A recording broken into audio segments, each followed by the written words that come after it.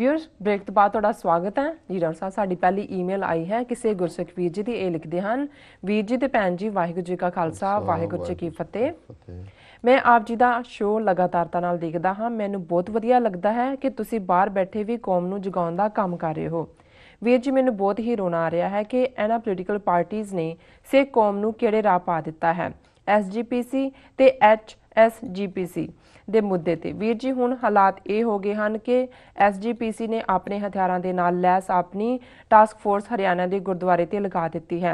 ਉਧਰ ਦੀ ਕਾਂਗਰਸ ਦੇ ਪਿੱਠੂ ਬਣੇ ਹੋਏ ਕਿ ਬੰਦੇ ਜਿਹੜੇ ਆਪਣੇ ਆਪ ਨੂੰ ਸਿੱਖ ਅਖਵਾਉਂਦੇ ਨੇ ਉਹ ਕਹਿੰਦੇ ਨੇ ਕਿ ਅਸੀਂ ਵੀ ਗੁਰਦੁਆਰੇ ਤੇ ਕਬਜ਼ਾ ਕਰਨ ਲਈ ਤਿਆਰ ਹਾਂ।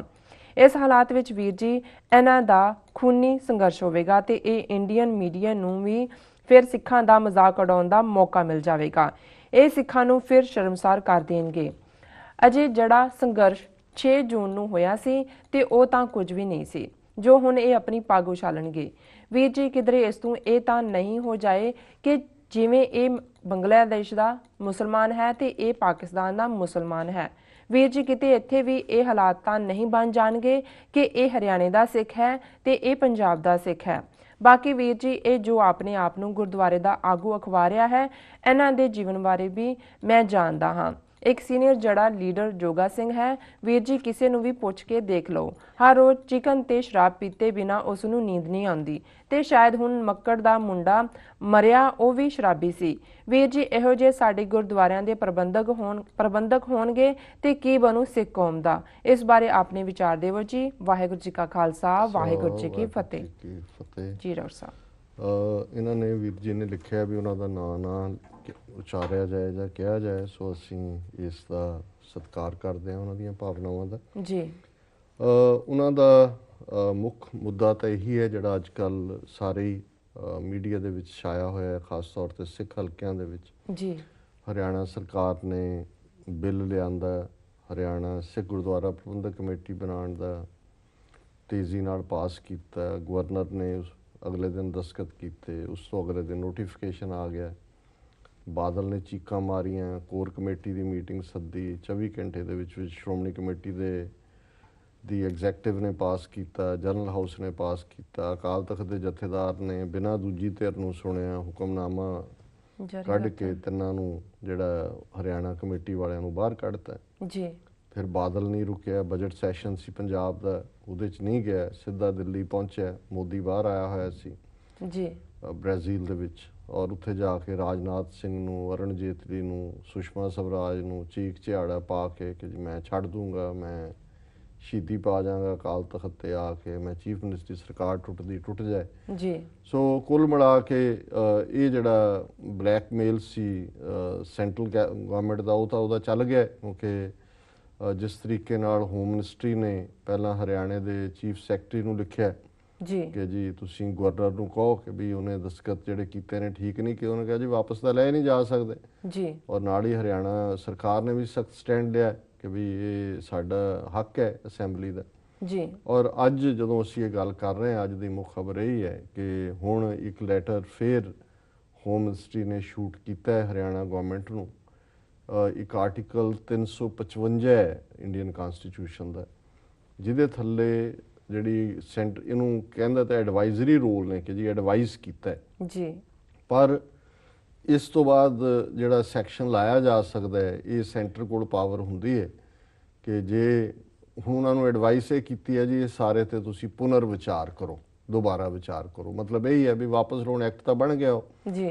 तो नहीं तो कई बार ये हुंदा है कि सेंटर दे कोल एक होर राइट है आर्टिकल 356 के थल्ले जिहड़ा प्रेजिडेंट है वो गवर्नर नूं कह सकता भी सरकार बर्खास्त करो, जो सेंट्रल गवर्नमेंट आर्टिकल 356 का सहारा लैके कि जी इन्होंने ओबे नहीं किया ऑर्डर जी ਜਾਂ बगावत दी लाइन बन जाती है कि जी डिसओबेड उन्होंने कट सकते हैं।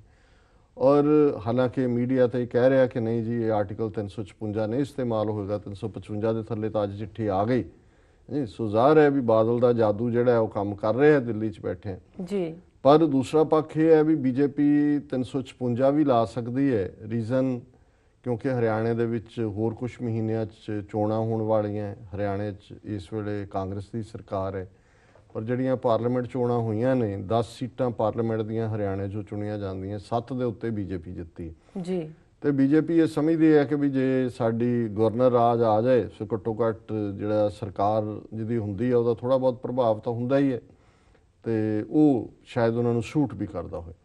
ਪਰ ਜਿਹੜੀ ਇਹ ਤਾਂ ਮੈਂ ਵੇਰਵਾ ਅਪਡੇਟ ਦਿੱਤੀ ਹੈ ਸਾਰੇ ਕੇਸ ਦੀ, ਜਿਹੜਾ ਫਿਕਰ ਇਹਨਾਂ ਨੇ ਜ਼ਾਹਰ ਕੀਤਾ ਹੈ ਕਿ ਵੀ ਇਹ ਜਿਹੜਾ ਸ਼੍ਰੋਮਣੀ ਕਮੇਟੀ ਨੇ ਆਪਣੀ ਟਾਸਕ ਫੋਰਸ ਉੱਥੇ ਭੇਜੀ ਔਰ ਕੋਈ ਸ਼ੱਕ ਨਹੀਂ ਹੈ ਕਿ ਲਗਾਤਾਰਤਾ ਦੇ ਨਾਲ ਇਕੱਲੀ ਟਾਸਕ ਫੋਰਸ ਨਹੀਂ, ਜਿਹੜੇ ਭੰਗ ਪੀਣੇ ਨੇ ਹੰਗ ਨੇ, ਅਦਰਵਾਈਜ਼ ਕਿਸੇ ਹੋਰ ਕੰਮ ਕੋਈ ਖਾਲਿਸਤਾਨ ਦੇ ਸੰਘਰਸ਼ ਕੋਈ ਉਹਨਾਂ ਦੇ ਉਹ ਨਜ਼ਰ ਨਹੀਂ ਆਏ, ਕੋਈ ਹੋਰ ਨਹੀਂ, ਇੱਦਾਂ ਦੇ ਵੇਲੇ ਉਹਨਾਂ ਨੂੰ ਜਿਹੜਾ ਮਾਵਾ ਛਕਾ ਕੇ ਤੋੜ ਦਿੰਦੇ ਨੇ ਤਾਂ ਫੋਟੋਆਂ ਲਵਾਉਣ ਲਈ ਇੱਕ ਡਰ ਪੈਦਾ ਕਰਨ ਲਈ। ਸੋ ਇਸ ਕਿਸਮ ਦੇ ਵੀ ਉਹਨਾਂ ਨੇ ਲਿਜਾ ਕੇ ਗੁਰਦੁਆਰਿਆਂ 'ਚ ਬਿਠਾਏ ਨੇ। ਬਹੁਤ ਸਾਰੀਆਂ ਥਾਵਾਂ 'ਤੇ ਪੰਜਾਬ ਦੇ ਜਿਹੜੇ ਸ਼੍ਰੋਮਣੀ ਕਮੇਟੀ ਮੈਂਬਰ ਨੇ ਇਹਨਾਂ ਦੇ, ਕੋਈ MLA, ਕੋਈ ਦੂਜੇ, ਨਾਢਾ ਸਾਹਿਬ ਤੋਂ ਲੈ ਕੇ ਤੇ ਗੁਰਦੁਆਰਾ 6ਵੀਂ ਪਾਤਸ਼ਾਹੀ ਤੱਕ ਬੈਠੇ ਹੋਏ ਨੇ। ਮੈਂ ਸਮਝਦਾ ਵੀ ਹਰਿਆਣਾ ਗਵਰਨਮੈਂਟ ਦੀ ਸ਼ਰਾਫਤ ਹੈ ਕਿਸੇ ਹੱਦ ਤੱਕ ਜੀ। ਤੁਸੀਂ ਇਸ ਤਰੀਕੇ ਨਾਲ ਜਦੋਂ ਕਿ ਕੋਈ ਸਮੱਸਿਆ, ਔਰ ਇਹਦੇ 'ਚ ਇੱਕ ਗੱਲ ਚੰਗੀ ਹੈ ਜਿਹਦੇ ਕਰਕੇ ਮੈਂ ਸਮਝਦਾ ਵੀ ਜਿਹੜਾ ਇਹਨਾਂ ਨੇ ਵੀਰ ਜੀ ਨੇ ਖਦਸ਼ਾ ਜ਼ਾਹਰ ਕੀਤਾ ਹੈ ਉਹ ਭਾਣਾ ਟਲ ਜਾਏ, ਕਿਉਂਕਿ ਹਰਿਆਣੇ ਦੇ ਵਿੱਤ ਮੰਤਰੀ ਹਰਮਿੰਦਰ ਸਿੰਘ ਚੱਠਾ, ਜਿਹਨੂੰ ਅਕਾਲ ਤਖਤ ਤੋਂ ਇਹਨਾਂ ਨੇ ਖਾਰਜ ਕਰਵਾਇਆ ਜੀ, ਉਹਨਾਂ ਨੇ ਕਿਹਾ ਕਿ ਜੀ ਸਰਕਾਰ ਗੁਰਦੁਆਰਿਆਂ ਦਾ ਜ਼ਬਰਦਸਤੀ ਕਬਜ਼ਾ ਨਹੀਂ ਲਏਗੀ। ਹੁਣ ਇਹਨਾਂ ਨੇ ਤਾਂ ਬੰਦੇ ਉੱਥੇ ਇਸ ਲਈ ਭੇਜਣੇ ਸ਼ੁਰੂ ਕੀਤੇ ਵੀ ਐਕਟ ਬਣ ਗਿਆ ਔਰ ਸਰਕਾਰ ਨੇ ਆਉਣ ਵਾਲੇ ਦਿਨਾਂ 'ਚ ਐਡਹੌਕ ਕਮੇਟੀ ਬਣਾਉਣੀ ਹੈ ਹਰਿਆਣੇ ਦੀ ਸਿੱਖਾਂ ਦੀ, ਔਰ ਉਸ ਤੋਂ ਬਾਅਦ ਚੋਣਾਂ ਕਰਵਾਉਣ ਦਾ ਹੋਏਗਾ ਪ੍ਰੋਵੀਜ਼ਨ ਜੀ। ਸੋ ਇਹ ਸੀ ਕਿ ਜੇ ਗਵਰਨਮੈਂਟ ਉੱਥੇ ਫੁੱਲੀ ਬੈਕ ਕਰੇ, ਐਡਹੌਕ ਕਮੇਟੀ ਬਣਾ ਦੇ, ਕਬਜ਼ਾ ਲੈਣਗੇ, ਫਿਰ ਤਾਂ ਝਗੜਾ ਹੋਣਾ ਹੀ ਸੀ। ਇਹੀ ਜਿਹੜਾ ਏਜੰਸੀਆਂ ਵੀ ਚਾਹੁੰਦੀਆਂ ਨੇ, ਬਾਦਲ ਵੀ ਇਹੀ ਕਰਤੂਤ ਤੇ ਉਤਰਿਆ ਹੋਇਆ। ਪਰ ਚਲੋ ਅਸੀਂ ਸਮਝਦੇ ਹਾਂ ਵੀ ਹਰਿਆਣਾ ਗਵਰਨਮੈਂਟ ਨੇ ਘੱਟੋ ਘੱਟ ਸਿੱਖਾਂ ਦੀ ਇਸ ਗੱਲ ਨੂੰ ਜਿਹੜਾ ਕਿ ਟਕਰਾਅ ਵੱਲ ਜਾ ਸਕਦਾ ਸੀ ਉਹਨੂੰ ਰੋਕਣ ਵੱਲ ਜ਼ਰੂਰ, ਕਿਉਂਕਿ ਹੋ ਸਕਦਾ ਉਹਨਾਂ ਨੇ ਵੀ ਆਪਣਾ ਹਿਸਾਬ ਕੈਲਕੂਲੇਟ ਕੀਤਾ ਹੋਏ ਕਿ ਵੀ ਜੇ ਕੀਤਾ ਕਬਜ਼ਾ ਹੁੰਦਾ ਹੈ, ਟਕਰਾਅ ਹੁੰਦਾ ਤੇ ਸੈਂਟਰ ਕੋਲ ਬਹਾਨਾ ਹੋਏਗਾ ਆਰਟੀਕਲ 356 ਲਾ ਕੇ ਸਰਕਾਰ ਡਿਸਮਿਸ ਕਰਨ ਦਾ ਜੀ। ਤੇ ਉਹ ਇਹ ਵੀ ਨਹੀਂ ਪ੍ਰਭਾਵ ਦੇਣਾ ਚਾਹੁੰਦੇ ਕਿ ਵੀ ਸਾਰੀਆਂ ਚੋਣਾਂ ਜਿਹੜੀਆਂ ਨੇ ਬੀਜੇਪੀ ਨੂੰ ਮੁੱਦਾ ਮਿਲ ਜਾਏ ਤੇ ਉਹ ਅਸੈਂਬਲੀ ਚੋਣਾਂ 'ਚ ਜਿਹੜਾ ਇਸ ਮੁੱਦੇ ਨੂੰ ਉਛਾਲਣ। ਸੋ ਦੂਸਰੀ ਗੱਲ ਉਹਨਾਂ ਨੇ ਇਹ ਬਿਲਕੁਲ ਠੀਕ ਕਹੀ ਹੈ ਵੀ ਜਿਸ ਗੈਰ ਜ਼ਿੰਮੇਵਾਰੀ ਨਾਲ ਅਕਾਲ ਤਖਤ ਦੇ ਜਥੇਦਾਰ ਨੇ ਸਾਰੇ ਇਸ਼ੂ ਤੇ ਐਕਟ ਕੀਤਾ ਉਹ ਤਾਂ ਬਿਲਕੁਲ ਇਵੇਂ ਹੀ ਹੈ ਜਿਵੇਂ ਮੁਸਲਮਾਨ ਪਾਕਿਸਤਾਨ ਦਾ ਤੇ ਬੰਗਲਾਦੇਸ਼ੀ ਹੈ, ਅਰਬ ਹੈ ਤੇ ਤੁਰਕ ਹੈ। ਜਿਵੇਂ ਉਹ ਡਿਫਰੈਂਸ ਕਈ ਵਾਰੀ ਕਾਫੀ ਜਿਹੜੇ ਇਸਲਾਮ ਦੀ ਸਪਿਰਿਟ ਨੂੰ ਸਮਝਦੇ ਨੇ ਉਹ ਸਮਝਦੇ ਨੇ ਵੀ ਇਹ ਇੱਕ ਡਿਵਾਈਸਿਵ ਏਜੰਡਾ ਹੈ। ਇਸੇ ਤਰ੍ਹਾਂ ਅਸੀਂ ਸਮਝਦੇ ਹਾਂ ਵੀ ਇਹਦੇ 'ਚ ਕੋਈ ਸ਼ੱਕ ਨਹੀਂ ਹੈ ਜੇ ਹਰਿਆਣੇ ਦੇ ਸਿੱਖਾਂ ਨੂੰ ਕੋਈ ਹੱਕ ਮਿਲਦਾ ਹੈ, 14-15 ਸਾਲ ਤੋਂ ਉਹਨਾਂ ਦੀ ਮੰਗ ਰਹੀ ਕਿ ਭਾਈ ਬਣਾਓ ਸਾਡੇ, ਉਹਨਾਂ ਕਿਹਾ ਚਲੋ ਸਬ ਕਮੇਟੀ ਬਣਾ ਦਿਓ, ਉਹ ਮੰਨ ਕੇ ਮੁੱਕਰਦੇ ਰਹੇ। ਜੇ ਹੁਣ ਹਰਿਆਣੇ ਦੀ ਸਰਕਾਰ ਨੇ ਬਣਾਇਆ ਹੈ ਜਿਹਦੇ 'ਚ ਕਿ ਉਹਨਾਂ ਦੇ ਕੋਲ ਮੈਨੇਜਮੈਂਟ ਆਉਂਦੀ ਹੈ ਤੇ ਇਹ ਜਾ ਕੇ ਉੱਥੇ ਕਬਜ਼ਾ ਕਰਨ ਜਾਂ ਉੱਥੇ ਰੋਕਣ ਜਾਂ ਉਹਨਾਂ ਨੂੰ ਐਕਸਕਮ, ਫਿਰ ਉਹ ਇੱਕ ਸਟੇਜ ਆ ਜਾਂਦੇ ਕਹਿੰਦੇ ਫਿਰ ਕਰ ਲਓ ਜੋ ਤੁਸੀਂ ਕਰਨਾ।